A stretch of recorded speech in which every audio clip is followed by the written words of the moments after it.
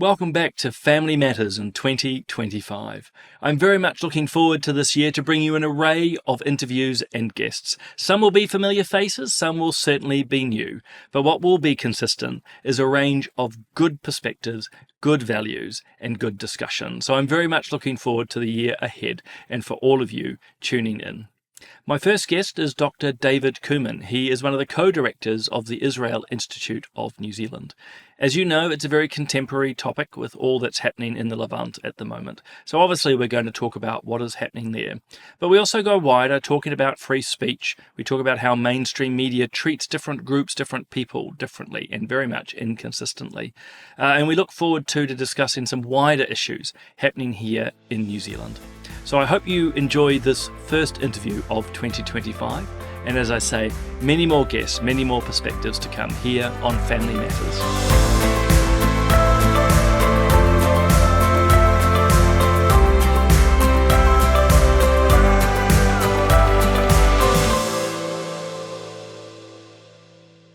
Well, it's great to have along on Family Matters Dr. David Cumin. Among many claims to fame, David is the co-director or one of the co-directors of the Israel Institute of New Zealand. So, David, welcome along to the show. Thanks for having me, Simon. Good to see you.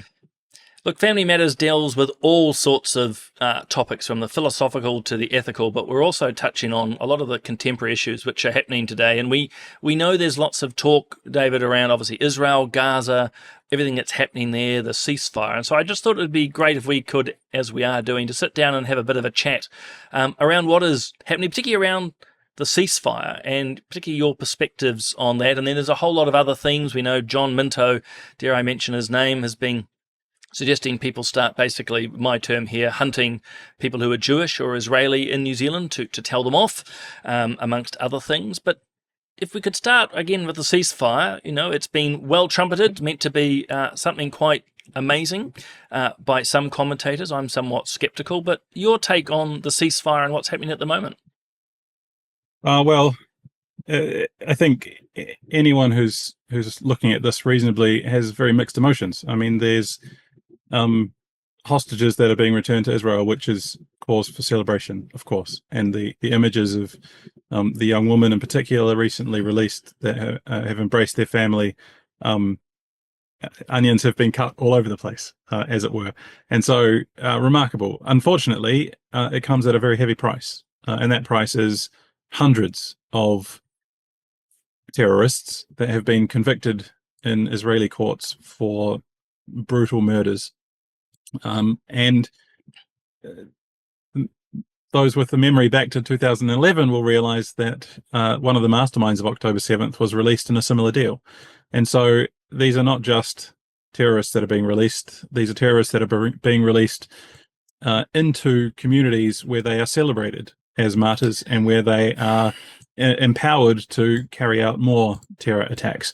And so, yes, we're getting some of the hostages back. There are 90 more to go, and that's the other feeling of concern and worry and hope that at least some of those 90 are still alive, and we might get them all home safe and sound, which of course was one of the objectives of the war since October 7th. So very mixed emotions. I don't think any reasonable person thinks that this is the most wonderful deal in the world, because of course it's not. But it does mean that some hostages come home and that there is a reprieve in the fighting, which of course is a good thing. No one wants the war to continue on any longer than it needs to. And of course, the quickest way to end it is for the terrorists to give up all the hostages and start to build for peace. So I think that's kind of where we're at. It's an extremely, extremely heavy price to pay. But that's the value of life for those that value life. Yeah, well, it says to me we don't see much value from the terrorist side. It doesn't matter if it's Hamas or Hezbollah or Houthis or others around the globe. There is a total disregard for life. And I suppose with all the many points to start on, one of the things I've found quite horrendous, or the word I've used in my writings is grotesque, is the way that Hamas is actually releasing the hostages. It's being done in a very dramatic, quite brutal fashion, I would say, starting with that sort of psychological torture, my term, by not even announcing who it's going to be, whether they're alive or dead, and then again the circus of the handovers. I don't know if you've got your own thoughts on how this has been done. Well, everything you've said I agree with. It goes worse than just the names, though. They put up some names and then swap them at the last minute and effectively breach the deal anyway. But it is psychological warfare, and particularly for the families of the hostages, I can't imagine how much their hearts must swell and break, and the roller coaster ride that they've been going through. There are definitely different audiences that Hamas is playing to, of course, and the fact that there was Hebrew writing as well as English writing as well as Arabic on the posters around the podium where they paraded their hostages tells you the different audiences that they're playing to, and the circus of having all the masked armed terrorists around tells you the audiences that they're playing to. Of course, it's grotesque and it's disgusting. I hope that most people see that is the only silver lining that I can get out of it. That most reasonable people that watch that might have possibly thought, because of what the mainstream media have been presenting or because of the loud voices that are screaming around, that might have possibly thought that there is any equivalence between the young Israelis and the terrorists, that now they look at those images of particularly the young girls being pushed around by masked gunmen and realize that possibly they've been duped. That's the only silver lining that I can see out of the way that they've been conducting this.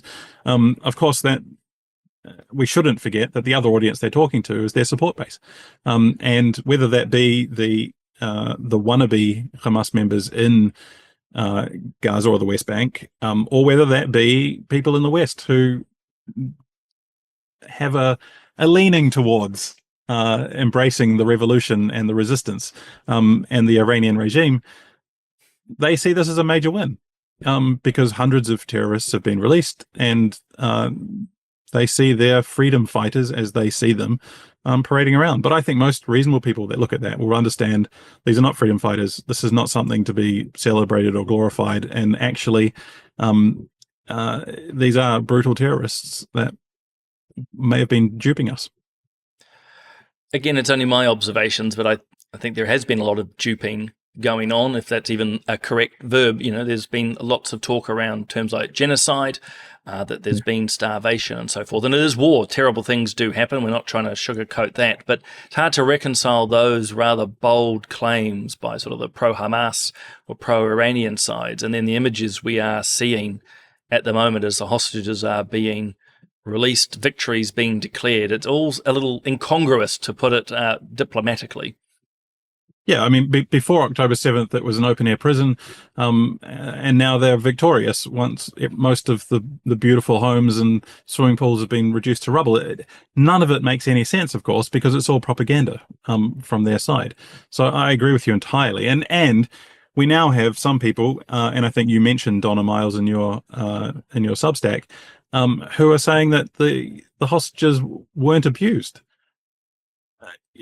Without any evidence, of course, because all of the evidence points the other way. But this ridiculous misinformation, disinformation campaign by pro-Iranian regime people is outrageous. Well, one thing I noted, I think it was coming through your Israel Institute of New Zealand channels, was highlighting actually how a lot of the words being used to describe the release of the hostages, that they are looking well, they're wearing their uniforms, that they're in a good, happy space, was being echoed across multiple accounts. And while this Donna Miles, and for viewers, she's a columnist with Stuff, was almost echoing the same words, which then I think in your guys' post sort of bespeaks that there's powers behind that, sort of saying, hey, these are the words to say, these are the phrases to use to pursue a propagandist end. Oh, there's a lot of research that's been done on this. I forget the group that's done it, but I can get back to you on the number of bot accounts that have been created that repeat the exact same posts on social media around, and it is to flood the information landscape with the words to use. It's a shame that our media pick it up. Um, Again, some of them are fed, most of them in New Zealand are fed by overseas sources, and Al Jazeera is one of the major ones, run by Qatar, that has been shielding the leaders of Hamas for decades. And so, it's an ugly picture to paint. I don't think there's a mastermind of group of people sitting around a boardroom pulling strings, but this is what happens when, there are people that create bot accounts and there is a message to cling on to. Unfortunately, I just hope people think of it critically. And like you said, you look at those pictures and you tell me there's a famine going on in Gaza, no one's going to believe that. No, and again, you can't, I think, hold claims of a genocide or a massacre as, trying to think of the right word, is, those are very bold claims, and then the next minute say there's a great victory and everyone's around yelling and screaming and celebrating, and also abusing the hostages. That was one of the things that struck me, is that of the numbers that are released so far, they have been hauled through crowds, jeering, screaming, and going through a pantomime, which I might add, and again, feel free if you've got comment on this, the Red Cross seems to be going along with it as part of this choreography, signing forms and all this sort of carry on. It just strikes me as wrong, actually. I mean, that's probably more of a moral claim, but the Red Cross seems to have been absent, and now they're here doing stupid things. Well, they're glorified Uber drivers at the moment. They didn't go and visit any of the hostages for a long time, and were quite open about that because apparently they couldn't get access. There's been a lot of comment about that, and the Red Cross haven't been wonderful in all of this, but I tend to think that actually there are, in the last round's case, there are 4 young ladies that need to be taken home, and if you have to sign a couple of pieces of paper to do that, so be it. Frankly, I'd like to think that the Red Cross people that did that were just playing along to get the girls out, just to go through the motions and get out. I don't begrudge them that if that's the case, but it's for the world to see, and the world should see that, and people should make up their own minds and realize that this is a brutal terrorist organization that is forcing Red Cross people to play their game in order to save 4 Israelis, who, by the way, weren't put into military uniforms. They were put into suits from a Kmart, by the look of it, because they were dragged out of their beds in their pajamas on October 7th and paraded around. And no one should forget the image of Nama, who had the bloodied pants on her that became a symbol of rape. Which what makes I don't begrudge the Red Cross egregious to get the people out. And look, I think that's actually a very fair comment. As you say, they've got a job to do, and that's to get these, in this case, the young women out, as with the other hostages. I think it's a really very fair point, actually. I mean, jumping to the other, as you say, the uniforms and so forth, and what happened to these hostages.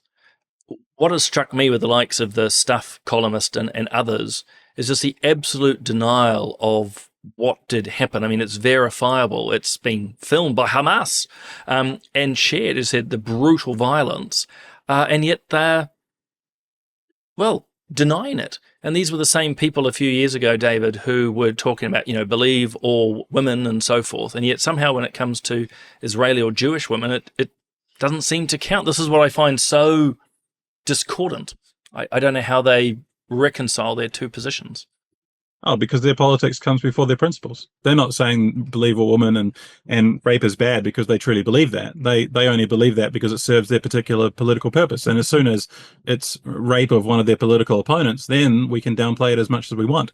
Now, whether those Israeli girls are their political opponents is for anyone to make up, because actually, at least one of them was an outspoken advocate for peace and reconciliation and did a lot of work with Gazan civilians. So it's a pretty long bow to draw, but in the minds of the likes of Donna Miles Mojab, Jews are political opponents.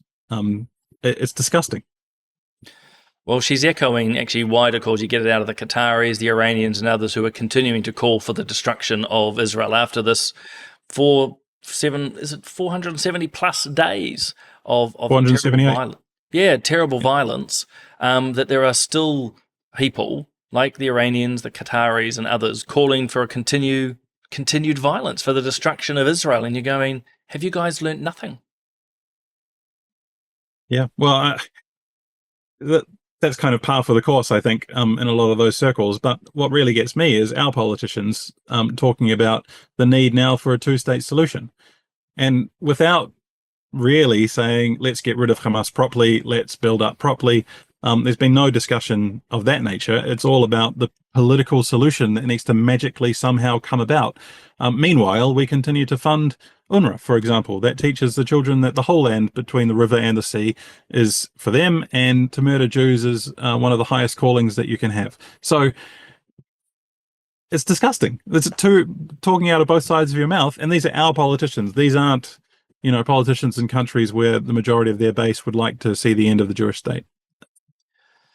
I've been upset but not completely surprised by the near lack of comment actually by the government and its officials. And when they have, as you say, they're talking about the two-state solution, which I find ridiculous in the extreme. You don't reward terrorists by, now we'll set up a state for you, let alone the fact that there's been multiple attempts. But I'm pleased you mentioned the UNRWA stuff as well, because, when I chaired Foreign Affairs, you actually presented enormous amounts of evidence to us, which we in turn put on to the Ministry of Foreign Affairs, of UNRWA documentation, educational booklets, for example, that, praise terrorism, praise those who go and kill Jews, and then, ignore the fact that Israel exists. And we fund it. I think that's the important thing for viewers to understand. New Zealand funds, was it about $1 million a year for this?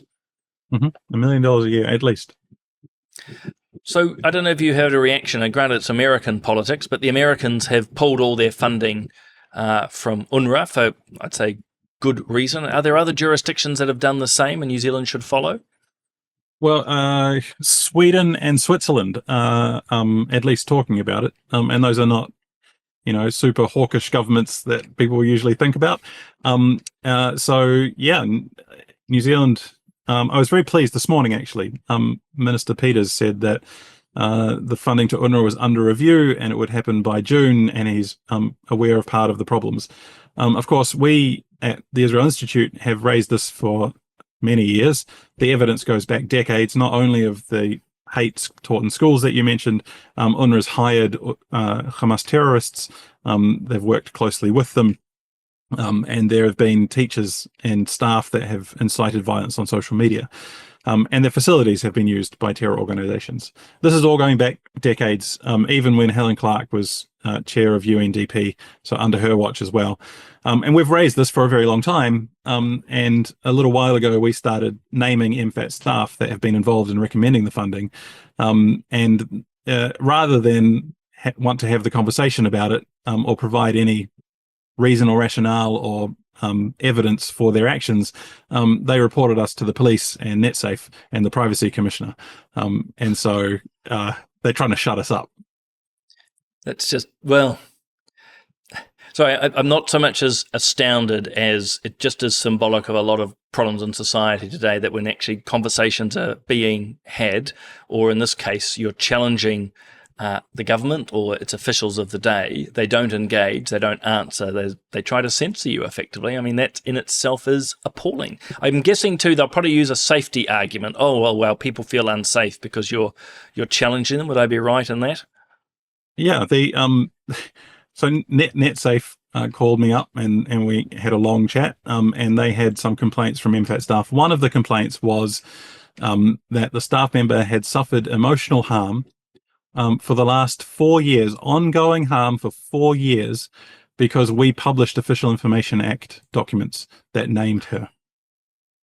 Ridiculous. This is the level of complaint, and the next stop from NetSafe is the district court.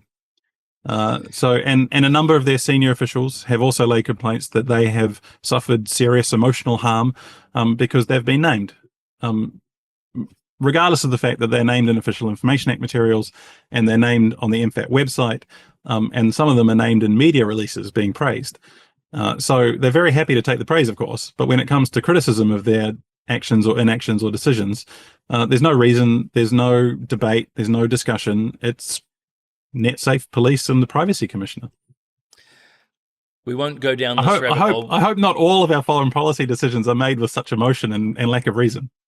Well, I hope not either, and we shouldn't go down this rabbit hole per se, but this safetyism or the deployment of safety as an argument is becoming problematic, I think, in a lot of discourse. Obviously, here as we talk about how MFAT's been responding to you guys around UNRWA funding, but I can think of many other examples where I don't want to talk to you because you're upsetting me. It's like, well, these are important conversations, and doubly so when it's as civil servants. It's their job. I agree. I couldn't agree more. And the more discussion we have, the better for everyone, surely. And our first response back to them was, okay, if we've got something wrong, tell us what's wrong. We'd love to know, please. Here's our evidence. It goes back decades. It's all in the public arena. There might be something we're missing. If you can't tell us for whatever reason, say that. But tell us which part is wrong. Which part is wrong? The part of the schools and the curriculum over decades that glorify the murder of Jews, that you fund unconditionally? Well, I remember when, again, it was presented to the Select Committee and we in turn presented it to MFAT, we just sort of got the sidestepping words. As you say, nothing was ever disproved. It just sort of gets swept under the carpet. And this is, a direct link. New Zealand links itself by the funding. But, speaking still of New Zealand, obviously we've touched on what the government is not doing and what MFAT's doing, but frustratingly so. You've also got activist groups like John Minto recently has put up social media posters with a hotline, I think it is, to basically report in Israelis who might be here in New Zealand so that he and his friends can go around and, well, there must be no other thing they're going to do other than harass these people. I mean, is New Zealand taking appropriate steps to stop this? I mean, it's vile. It is absolutely vile. I'm heartened by the response, actually. So John Minto set up what he calls a genocide hotline so that you can report Israelis in the country, and he and his gang can go and tell them that they're not welcome. That's the gist of it. He doesn't like the term hunt. He says track down. He was very clear about that in some of the media today that that terminology is wrong, but of course it's the same thing. And that's the pathetic level of refutation that he's got, is nomenclature when actually this is about harassing visitors to our country. Has the response been appropriate? Almost, I think. The Human Rights Commission finally spoke out, and given that the last Chief Human Rights Commissioner wanted to consult John Minto on matters of anti-Semitism, I think that's a very positive step that they're now condemned his racism. So well done to the Human Rights Commission. The Foreign Minister and Deputy Prime Minister spoke out about it today as well, and called it illegal, actually. So we'll see if there is actually any law broken and any action to come. And hot off the mark early on was Simon Court, who has been a wonderful advocate for the Jewish and Israeli communities in New Zealand in his tenure with ACT. And ACT put out a statement today as well. And I think it was late last night after the Holocaust Remembrance Day events, Chris Bishop of the National Party also said something. So there is representatives from each of the three governing parties saying something, and the Human Rights Commission speaking out. There's been a number of news stories, and Sean Plunkett led that with the platform Quick Off the Mark coming out. So all in all, probably a passing grade at this point, which if it was a year ago, I don't think would have happened. So expose the hate, show it up, condemn it, and hopefully reasonable people will see Minto for what he is and his gang for what they are. And we hope that MPs like Duncan Webb don't affiliate with him anymore. And we hope that MFAT and the Superfund and other organisations that have given Minto an ear and sat with him don't do so with as much care in the future because of his clear racism that is open now for everyone to see. It couldn't be any more blatant. I mean, if you had, crossed out the word Israeli and put in any other group, all hell would have broken loose, even more, I'd say, than what the response has been so far. I mean, it's remarkable, even to track down, to use his euphemism, groups of people. It's mind-boggling. I might add, too, with the likes of Minto, he's the first to complain if anyone confronts him. He gets very upset very, very quickly, and yet, yes, here he is with his mates wanting to... Well, it's just mind-boggling. It goes back to something that you mentioned earlier as well, is the number of MPs, particularly in Labour and Greens, that wanted hate speech laws and are now conspicuously silent. when there is a clear case of hate speech going on. This is incitement to harass. So, the double standards and hypocrisy are clear for everyone. We all know, without getting us into the hate speech, free speech side of things too deeply, that hate speech for those who are progressives, like the Greens or Labour, is only for the speech that they don't like. They're more than happy to be abusive, or like this Minto stuff is just, it's terrible. It's just terrible. Well, this is yet another example of why it was so important to quash those hate speech laws, because they clearly were politicised. All of the MPs that wanted them in the first place are saying nothing about this clear-cut case where they could come out and, call for them again and say how bad this is and why there should be laws against it. But there are many, many crickets, and that's an indictment on their hypocrisy. So, final question or thoughts is, where from here? So we've got this very fragile, my word, but very fragile ceasefire. We've already seen Hamas break it in small ways, but still significant. Where to from here, in your mind? In the Middle East, in Israel? Just an easy question. Yeah.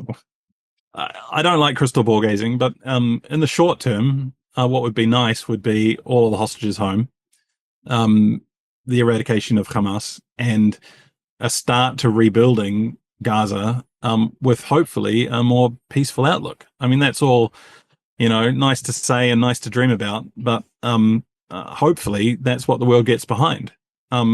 There's no way to know medium or long-term impacts.